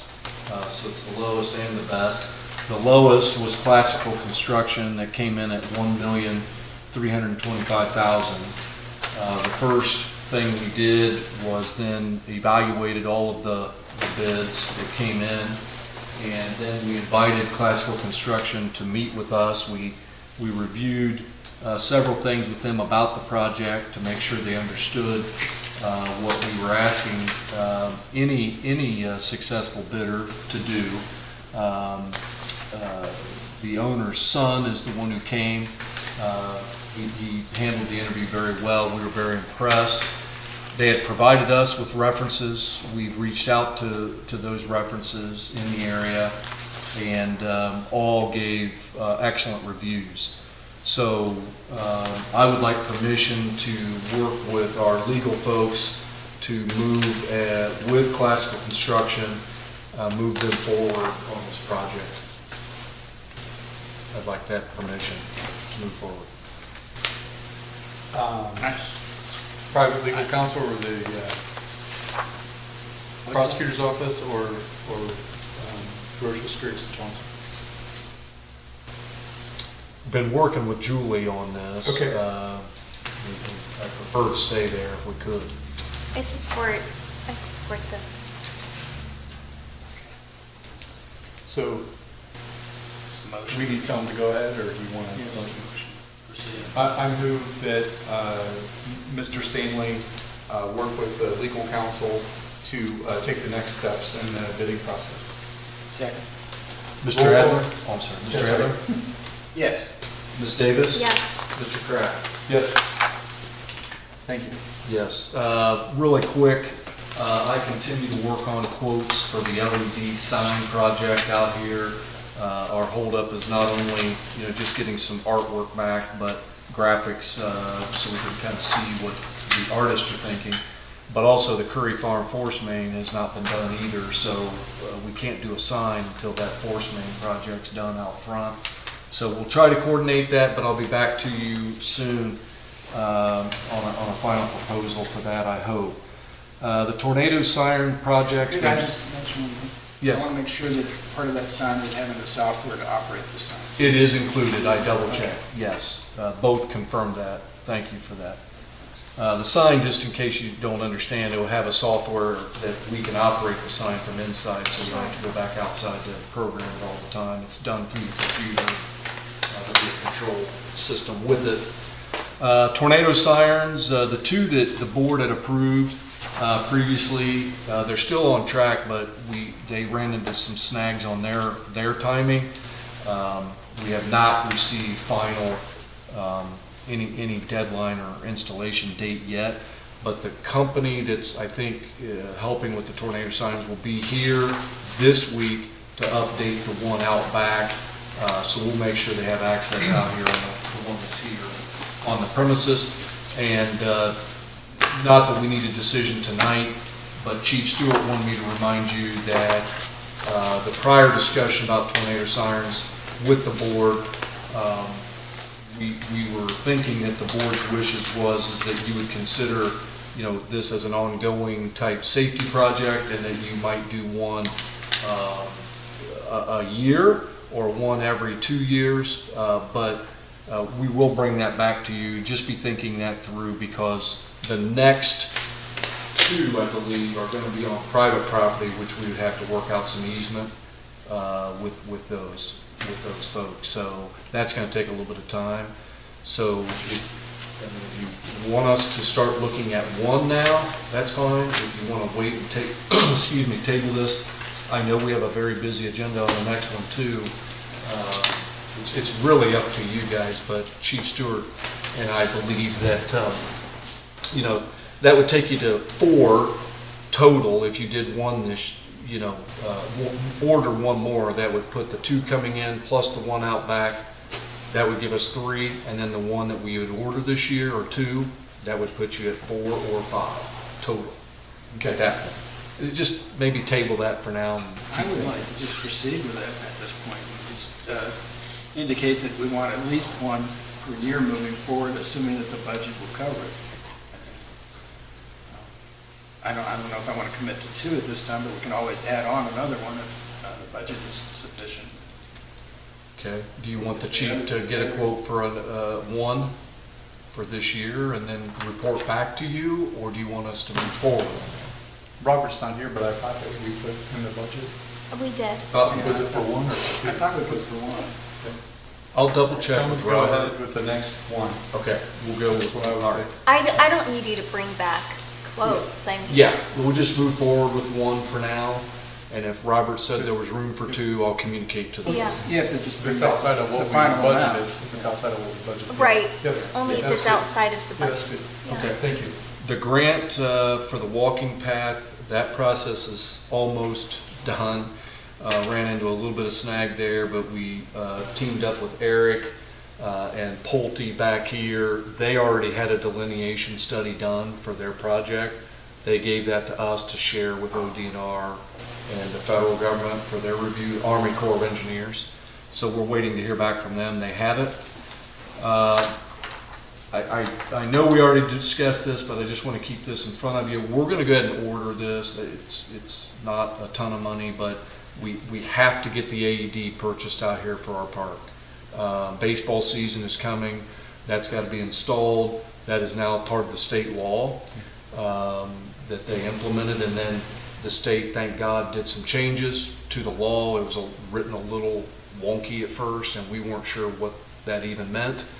But they've now come back with some better, clearer language. And so we are required, because there'll be organized sports events, which would be baseball games out here. You have to have one for the public to access. We would not be mandated to train the coaches, but we would communicate that if they want to work with us, I can ask our fire department to train anybody that's interested in the use of it. I'd like the rest of our staff Yes. to have that training. Yeah. And we need to order the same AED that they have at the fire department, Yep. so we're kind of Yep. across. And the chief and I debated on whether or not this outdoor cabinet needs to be alarmed. He believes it should. My only concern is that the way this one is in the office, it rings in, not only does the fire department get notified, but Debbie gets a phone call because she's kind of the, so it's like, It's right by our, if we did it outside of this door, it's right by our fire alarm there. yes, Be a way we to should tie be that in. okay. We should be okay. 'Cause- So when you say alarm, it just means if they get in the box, it'll call the fire department. That's correct. So That's even though correct. someone else may be calling for help, That's that may correct. get quicker. Yeah. Okay. We just may have more false alarms if kids start messing around, but that's parental stuff there too. So roughly, you're talking cabinet, and this is just very rough, as if I remember my numbers right, you're looking around $2,000 to buy the outdoor cabinet. I don't know about the monitoring involved in that, but it's going to be under 3,000. So we're going to have to do it one way or the other. And we've kind of put some delay in there because we were waiting on the law to be tweaked, and they've done that. Now we do have to get going. It's state law. So we want to be compliant as soon as possible. Just a brief update. I've not heard anything back yet from Trustee Conroy from Mill Creek on their request for the mowing that we put. I'll keep you posted on that. The bathroom door project is ongoing. We'll try to get, we're waiting on the vendor to get back to us.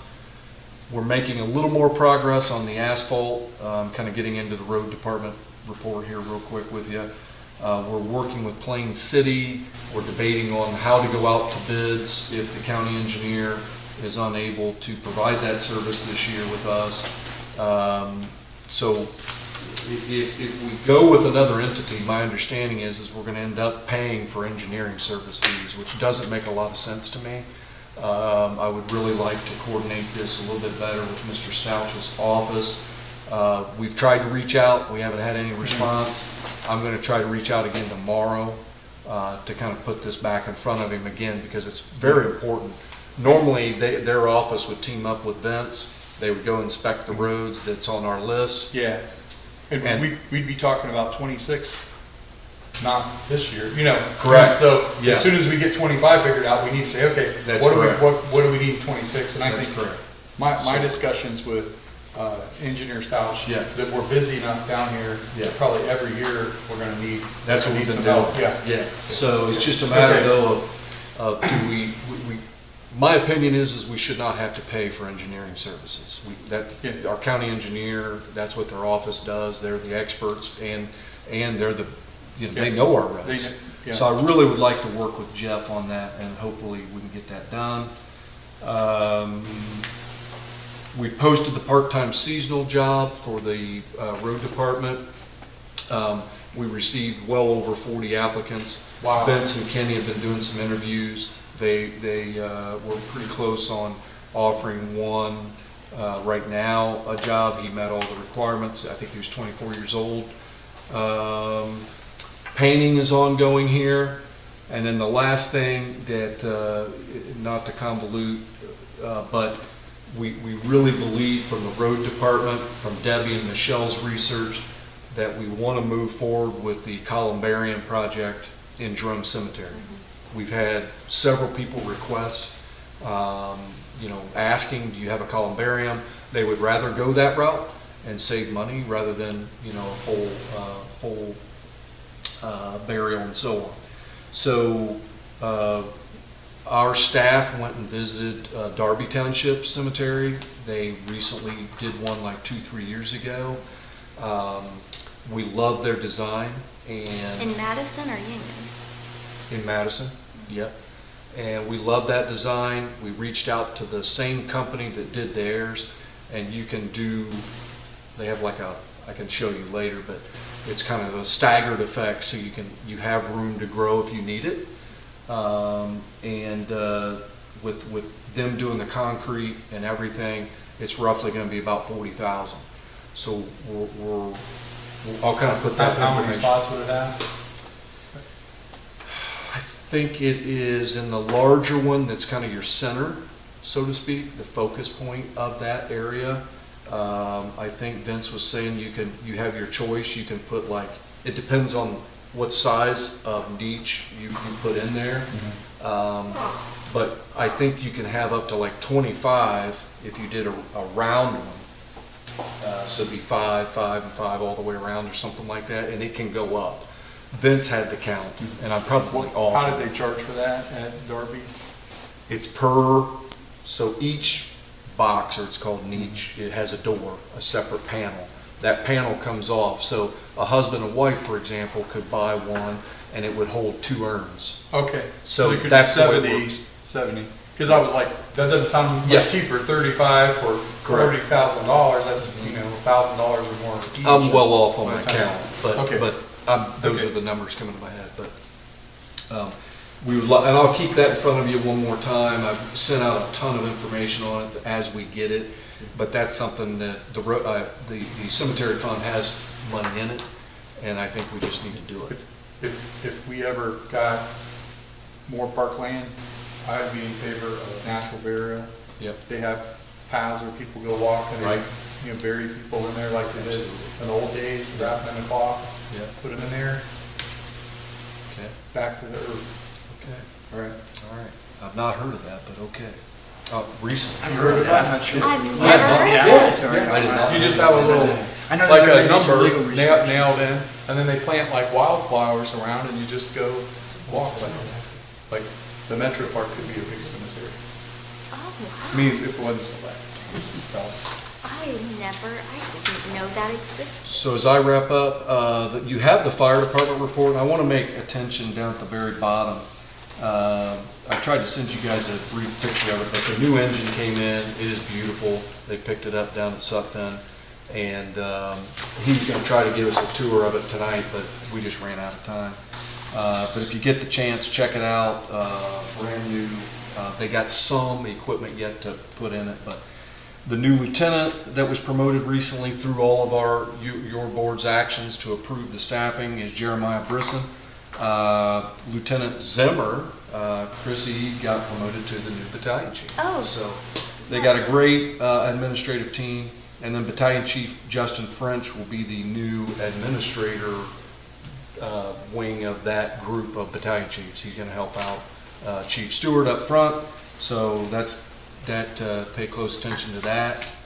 You have the road department report in there as well, and that ends my report. I just have one thing to add to the road department. There was some issues with potholes down on the Mitchell DeWitt Road recently, and A lot of them. a lot of potholes from the AEP construction, and we looked at the contract the other day, and they are supposed to do the repairs on that, so we have to get that procedure in place. But in the meantime, our group has been going out and patching the holes, and there've been a lot of potholes and safety hazards. The sheriff even brought it to our attention too. To that Well, I point, mean, is that the way it should work if we have a contract? Or should, Are we keeping track of these? are we, I- because I- that's I at spoke our with- expense? I spoke with Jeff Stouch about this, and he says that we will get reimbursed, but in the contract, they should be the ones we notify them, and he needs to get back to us what the procedure's gonna be to make them come out and do the work. But speed-wise, if we've got a safety hazard, we need to get out there and fix it. Correct. And AAP is kind of our partner in a way because they're helping commercial people have the power that they need. Right, well, we And already have a residents. contract, Yeah. take care of the cost. of Okay. repairs. I've reached out via email, haven't heard anything back from AEP, but I'll stay on top of that. That does point out, though, the Durapatcher, I've sent you guys some information. That's a machine that our staff could go out and basically take care of a lot better when we fill potholes than what we're doing. We're not capable, we don't have the equipment. We've checked around about renting one. No one rents them. We were told they did, and then it turns out that was the wrong piece of equipment that somebody was telling us they rented. That doesn't, so we have a used one that they found, which is, I think, in Michigan or something. It was 62,000. It had X number 100 hours on it, hundreds, I think it was 300 hours. There was another one with about 100 and some used hours. That was 70-some thousand. A brand new one is 93,000. So, With a warranty, I'm sure. yeah, with a warranty. So we're scratching our head, I don't think we're gonna have a choice, is what I'm telling you. What our road department is trying to do is basically put a Band-Aid over major problems. And we can't keep up because we don't have the right equipment. And you know, it's just always trying to catch up. We receive more complaints. We probably received 3 complaints this week already, just on roads. And like a share agreement or something like that, they're gonna need it when we need it. Correct. You know, at the same time, like I know in the past, we talked about street sweeper, which the Yeah. time for that's a little longer, where Right. we could maybe share a street sweeper with Plain City or somebody else.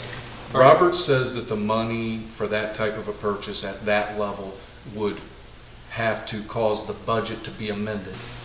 You'd have to allow him to move money over just so we can make a purchase like that. But it's almost like we're sitting here in early, we're just now into March, we all know what's coming. And they've patched holes on Are this you, with the width. are you saying if we had thought of this in December, we would have had it factored in? We just gotta modify the Yeah. budget. if they're Yeah, gonna it's an budget. easy, we just need Robert. This is new information to you, you're Yes. just determining. you March need is too late already. Yeah. You know, but, Okay. yeah, so. This come up as the road department continued to repair things. Kenny has used a Durapatcher when he worked for the county. It's gonna be a lot more expensive if we go hire somebody, right? I don't know. Oh, yeah, I would think so, yeah. Yeah, and then I think if others needed to borrow our equipment, you know what I mean? If we owned it, that would be some other type of an agreement on down the line, potentially. My preference would be that the board consider it. And, okay.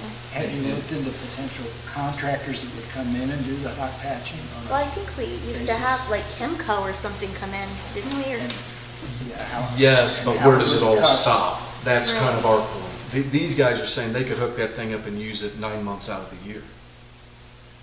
Just to go around and patch things, because it blows it out the hole. Like if it just heavy rain, there's an air hose on there. You blow out the hole, then you fill it, you put over like a stone mixture, and then you go over that again, and it seals like concrete, rather than what we're doing, which is cold patch, which is softer consistency. My question though is, cost-wise, $90,000 is an expensive piece of equipment. If we had a contractor that would come and do it, maybe that might be more cost-effective. That's just a suggestion that we can do that. You're gonna be talking with the Yeah. engineer, maybe you could Yep. say, hey, Jeff, tell me about this. Yeah. Or someone from the engineer's office. Yeah. Okay. Okay. I'll report back. That ends my report. Thank you. And again, we're, no later than like the last meeting in April, I'd like to know what direction the board wants to take on the renewal of fire levy. Just a reminder. We've got a first meeting in April scheduled. Yeah, we're gonna talk about it, but no later than. are you mean for a vote? Yeah. Okay, old business. You know, I don't have anything. Under new business, I have discussion of no engine brake. I've been in 3 or 4 such discussions here at the township, and maybe Ms. Huber could, like, there's something like, you can do it, you can't do it, but then if you do it, it's not enforceable, and then magically a no engine brake sign went up in 2 places where we're having a problem. It might have helped a little bit, I don't know, but where's the engine brake problem currently, the complaint? The noise is coming from 33, which I've talked to Sheriff Justice about. Even if it'd just be almost impossible to enforce for a state trooper or a sheriff's deputy. Okay. If you call, It was a crazy circular discussion, that's all I wanted to mention to everybody. Like, So the- but I see it as a problem, you know, I would agree. from the resident who lives in Glacier Glacier Point. Point, they claim that it is constant, and they hear it all the time, different times of day and night. To that point, though, we reached out to ODOT. ODOT saying that it would take a motion or a resolution from this body to then enact. We would get that to ODOT, that you folks want ODOT to review it. ODOT then reviews the request. It doesn't mean they adopt it. If they do, they would then put up signs at some point at our expense. Yeah, we have to pay for the sign. We would Township pay must for that, the fabrication of the signs. They, I don't know if, I think they put up the signs, we have to pay for the fabrication. I reached back out to the complainant, made sure he understood that just because signs may go up, the likelihood of any enforcement is next zero. Yeah, I think that's the challenge. So he said even if it held 1 out of 10, 1 out of whatever, he felt that that was a slight victory, some kind of a win. But it is a very uphill battle here, very Well, uphill. then let's give it to ODOT and see what they do with it. They probably won't. Where you at with it there? So we kind of addressed this no break issue on 42 years ago and ended up resolving it because it's really not enforceable unless a sheriff or deputy is out there at the time of the noise. It seemed like after the signs went up, it quieted down, but. Signs you know, never went up, I don't think. There's signs down On there. 42. On yeah. 42. It's like, we had all this debate and argument, yelling in here, and you were like, what do we do? Then like, a couple months later, I'm like, oh dang, look, there's a couple signs, I wonder what happened. And I don't even know who put them up, if ODOT just put them up, or someone complained directly to ODOT. I mean, could this person complain directly to ODOT? They're in Ohio. They did. They did, okay. And they Yeah, that's the ODOT process. just said, well, if the township asks us to look at it. Correct. That's the, we'll- that's the No formal engine brake process. Yeah. That's written into their rules. They have Hey, to I follow. have no problem, voting to take it to ODOT, voting in favor of taking it to ODOT and see what they do with it. Okay. Do you want to see where this Doesn't- goes, Barry? Doesn't, Okay, I guess. let's hear a motion. I'd Well, rather. hold on a second. go Mr. ahead. Chairman, I apologize for interrupting you. Let Jen and I look at the law real quick, because I'm pretty sure the law says by resolution. If that's the case, then we'll have We to have to write write a something. resolution. Yeah, just let us check. If you How about maybe this want to one? move Let's on. look into it. Let's ask Eric to look into it right now, and then he can talk to us later. You guys okay with that? Okay. Could I interrupt you with two items I should have brought up for old business? And I guess one of them should have been under the administrative report part. I wanted to bring up the complaint I've been hearing again about the noise at the Amazon data centers and to ask the question if anything has been resolved from our end with Amazon. I know that they've met with the residents, still getting concerned by the residents. Well, yes, and then we were looking into it because we can't pass a noise ordinance that restricts commercial parcels was the issue. So then from there it was Barry, Amazon. why don't you and I meet offline on this? It is an extremely complicated issue. Okay, along with enforceability, it's also dealing with zoning determinations that might be appealable with BZA, so I don't want to say anything in a meeting that's going to mess up a possible BZA appeal. Let's just say things have happened. I'm continuing to talk with the residents. I know Amazon has met with the residents. How about if you and I meet on that? We'll give you an update, and then Brandon and I will update the whole board on that. But better, because it's possible BZA appeal down the line, I don't think we want to be discussing that in public. That's fine. Then the other question, Brandon, was, I think you got an email from Mark Phillips today regarding setting a public hearing date for the distinctive marvel. On March 18th, that's what he's hoping. Okay. Yeah, I don't think, that is the request. Eric wants it, because they got to put out, I think they have to notify the schools, correct?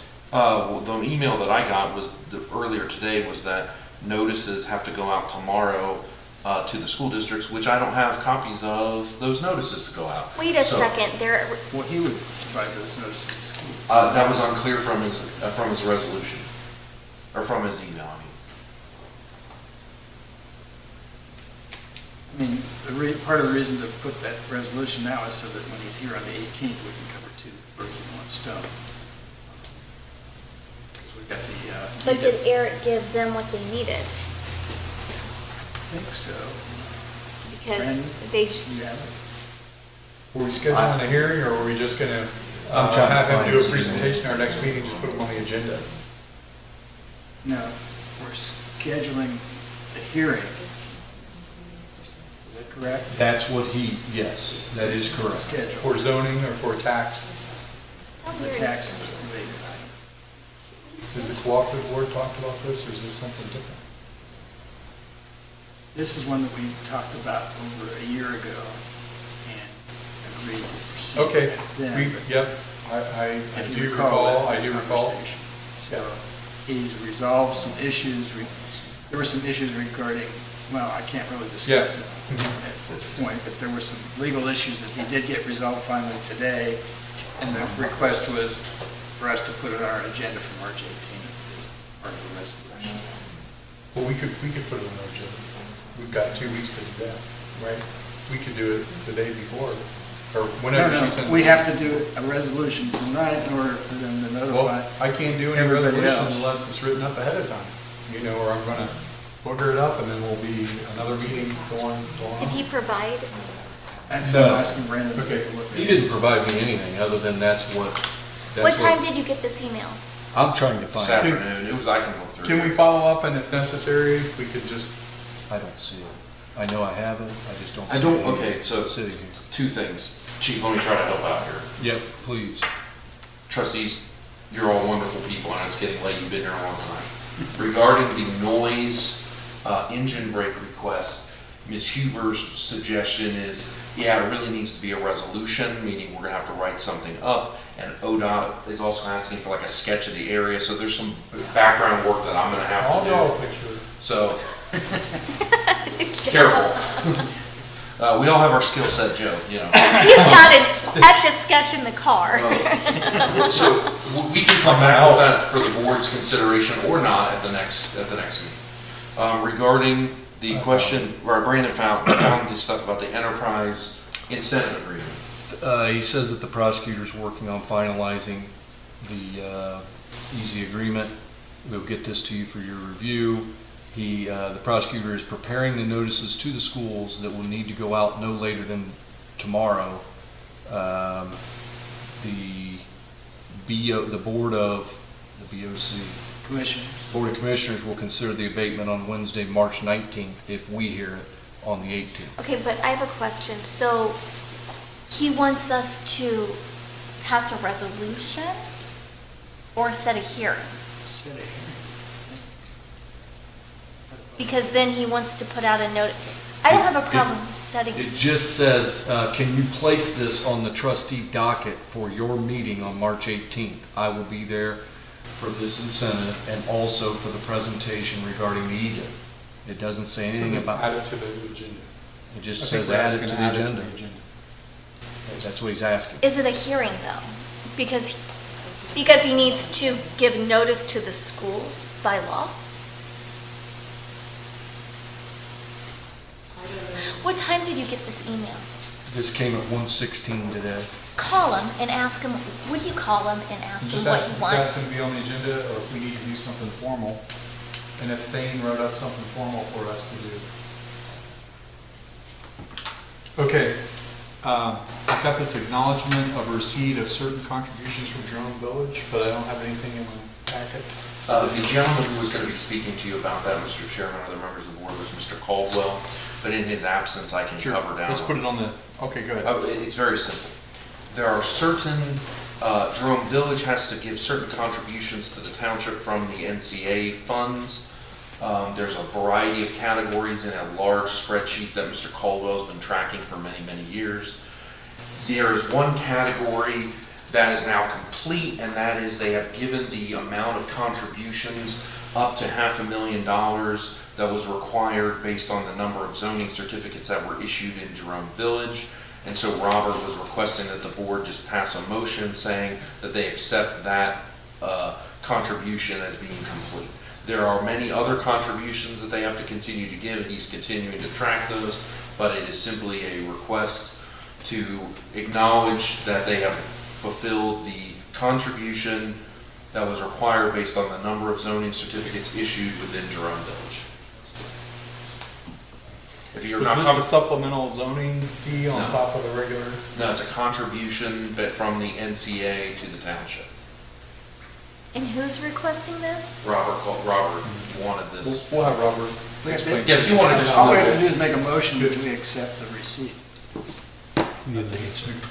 Correct. items, and Robert's verified to you that we've received them. That is correct. So Jerome Village and Robert have been tracking this contribution back and forth, and one of the columns is complete. And Robert wanted the board to pass a motion to acknowledge that.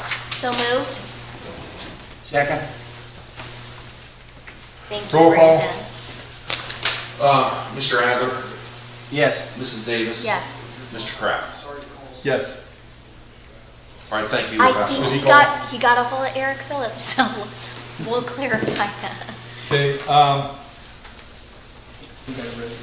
yep. Okay, so we've got a resolution here. We need to approve the JET amendment. Very excited about this.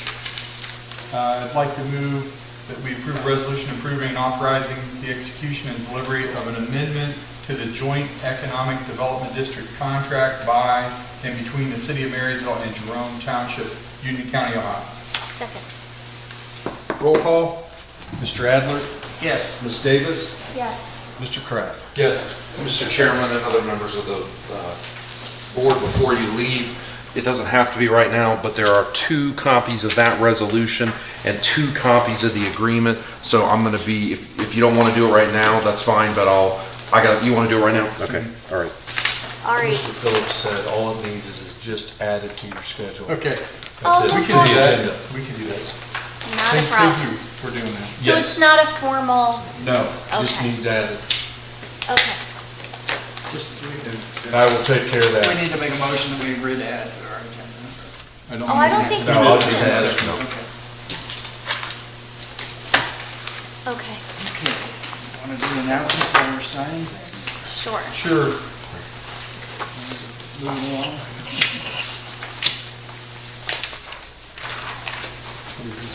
This is the actual JET agreement. Yep. Go for it. I was forgetting. I've got some public announcements. The public meeting for the Jerome Township Comprehensive Plan will be Tuesday, April 15, 2025 at 7 p.m. at the Jerome Township Hall, located at 9777 Industrial Park, Plain City, Ohio. The second annual Jerome Township Community Car Show will be held on Saturday, June 7, 2025 on Estates Court, just off Estates Parkway. This is a free event and it'll start at 10 a.m. and will include food trucks, music, and lots of fun while visitors explore the different vehicles in the show. If you'd like to receive notifications regarding the Board of Trustees meetings, please email the Township office at jerometownship@jerometownship.com. Township is always accepting applications for positions on our zoning boards. Please visit the Jerome Township website and fill out an application if interested. Okay. See here. See if there, let's make sure the paperwork's good. Yeah, I need you to sign one more, Joe. You can do it after This, executive this, session. this, Don't worry about that, that's for me. Already signed that. Okay, perfect.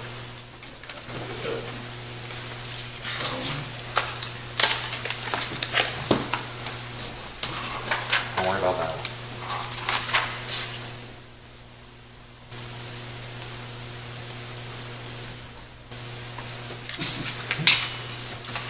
That's the actual JET agreement. Thank you. Thank you much. And then Mr. Kraft to sign this one. That's for me.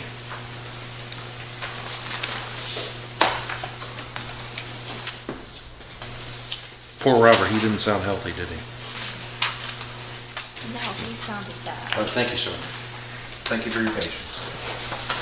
Right, the time is 9:08.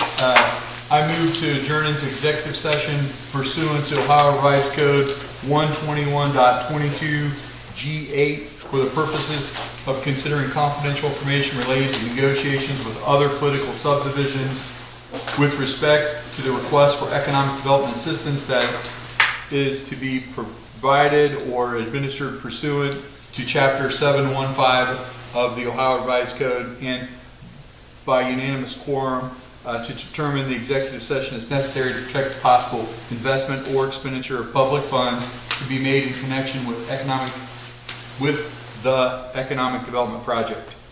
Second. Roll call? Mr. Adler? Yes. Ms. Davis? Yes. Mr. Kraft? Yes.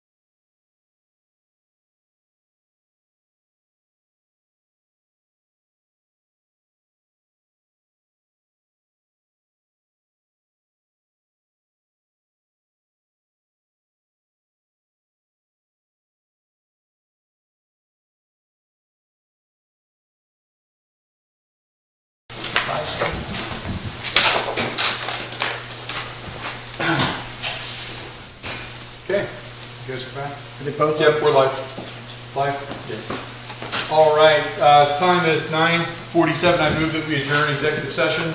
Second? Roll call? Mr. Adler, Yes? Mrs. Davis, Yes. Mr. Kraft. Yes. Being there's no further township business, I move that we adjourn this meeting. Time is 9:47. Second?